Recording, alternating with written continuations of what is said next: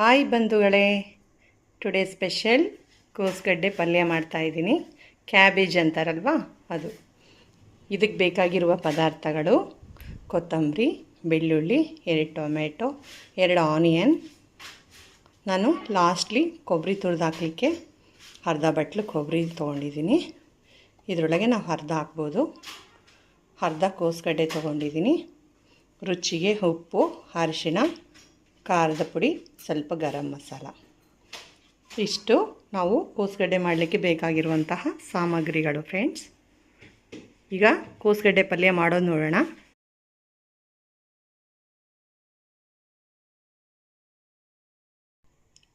ನೋಡಿ friends, onion, ಟೊಮೆಟೊನ, ಕೋಸ್ಗಡ್ಡೆನ ಕ್ಲೀನಾಗಿ ತೊಳೆದ್ಬಿಟ್ಟು ಸಣ್ಣಕ್ಕೆ ಕಟ್ ಮಾಡಿ ಇಟ್ಕೋಬೇಕು. ಈಗ ಕರಿ ಸ್ಟಾರ್ಟ್ ಮಾಡೋಣ.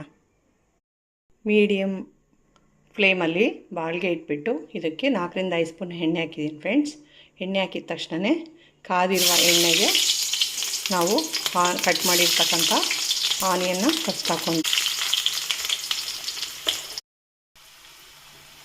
ಆನಿಯನ್ಗೆ ನೋಡಿ ಫ್ರೆಂಡ್ಸ್, ಈ ರೀತಿಯಾಗಿ ಟೊಮೆಟೊ ಎಲ್ಲ ಮೆತ್ತಗಾದಾಗ ಈಗ ನಾವು ಸ್ವಲ್ಪ ಅರ್ಧ ಸ್ಪೂನಷ್ಟು ಗರಂ ಮಸಾಲಾನ ಸೇರಿಸ್ತಾ ಇದ್ದೀನಿ. ಇದಕ್ಕೆ ಈ ಟೈಮಲ್ಲಿ ಜಜ್ಜಿರುವಂತಹ ಬೆಳ್ಳುಳ್ಳಿನ ಸೇರಿಸ್ತಾ ಇದ್ದೀನಿ ಮತ್ತು ಕೊತ್ತಂಬರಿನ, ದೊಡ್ಡದು ಕಟ್ ಮಾಡ್ಕೊಂಡಿರೋ ಕೊತ್ತಂಬರಿನ ಸೇರಿಸ್ತಾ ಇದ್ದೀನಿ. ಹೀಗೆ ರುಚಿಕರವಾಗಿ ಈ ಮೂಮೆಂಟಲ್ಲಿನೇ ಎಲ್ಲ ಬೇಯಿಸ್ಕೋಬೇಕು ಫ್ರೆಂಡ್ಸ್. ಚೆನ್ನಾಗಿದು ಬೆಳ್ಳುಳ್ಳಿ, ಕೊತ್ತಂಬರಿ ಎಲ್ಲ, ಗರಂ ಮಸಾಲ ಈ ರೀತಿ ಚೆನ್ನಾಗಿ ನಾವು ಫ್ರೈ ಆದಾಗ ಈಗ ನಾನೇನು ಮಾಡ್ತಿದ್ದೀನಿ, ಡೈರೆಕ್ಟ್ ಕೋಸ್ಗಡ್ಡೆ ಹಾಕ್ತಾಯಿದ್ದೀನಿ. ಕೋಸು ಹಾಕಿದ ನಂತರ ಚೆನ್ನಾಗಿ ಈ ಥರ ನೀಟಾಗಿ ಎಲ್ಲ ಮಿಕ್ಸ್ ಮಾಡಿಕೊಂಡು ಕಲಿಸ್ಕೋಬೇಕು. ಈ ಕಲಸಿರೋ ಮಿಶ್ರಣಕ್ಕೆ ನಾವು ಜಾಸ್ತಿ ಹಾಕಬಾರ್ದು. 1/4 ಲೋಟ ನೀರನ್ನು ಹಾಕಬೇಕು. ಕೋಸ್ಗಡ್ಡೆ ಬೇಯಬೇಕಲ್ವ, ಇದಕ್ಕೆ ಇಷ್ಟೇ ಸ್ವಲ್ಪ ನೀರು ಹಾಕಿಬಿಟ್ಟು ಇದನ್ನು ನಾವೀಗ ಬೇಯಿಸೋಕ್ಕೆ ಬಿಡಬೇಕಾಗುತ್ತೆ 10 ನಿಮಿಷ. ಈಗ ನೋಡೋಣ ಕೋಸ್ಗಡ್ಡೆ ಬೆಂದಿದೆಯಾ ಅಂತ. ನೋಡಿ, ಕೋಸ್ಗಡ್ಡೆ ಚೆನ್ನಾಗಿ ಬೆಂದಿದೆ.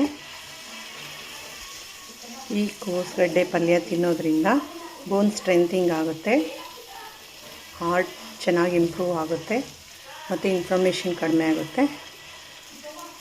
ತುಂಬ ಬೆನಿಫಿಟ್ಸ್ ಇದೆ ಫ್ರೆಂಡ್ಸ್ ಕ್ಯಾಬೇಜ್ ಪಲ್ಯದಿಂದ. ಹೀಗೆ ಮಾಡಿಕೊಡಿ.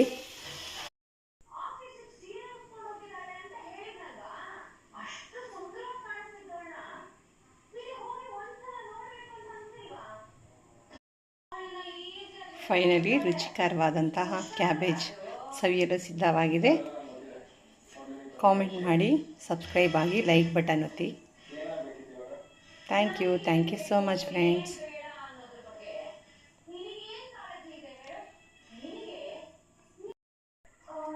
ಹಾಯ್ ಬಂಧುಗಳೇ, ನೋಡಿರಿ ಫೈನಲಿ ಕೋಸ್ಗಡ್ಡೆ ಪಲ್ಯ ರೆಡಿಯಾಗಿದೆ. ಇದಕ್ಕೆ ಹಸಿ ಕೊಬ್ಬರಿ ತುರಿ ಕಟ್ ಮಾಡಿ ಇಟ್ಕೊಂಡಿದ್ವಲ್ವಾ, ಹಸಿ ಕೊಬ್ಬರಿ ತುರಿನ ಹಾಕಿದ್ದೀನಿ, ಕೊತ್ತಂಬರಿ ಹಾಕಿದ್ದೀನಿ. ಗಾರ್ನಿಷ್ಗೆ ರೊಟ್ಟಿ, ಮೊಸರು, ಕಡಲೆಪುಡಿ, ಚಪಾತಿ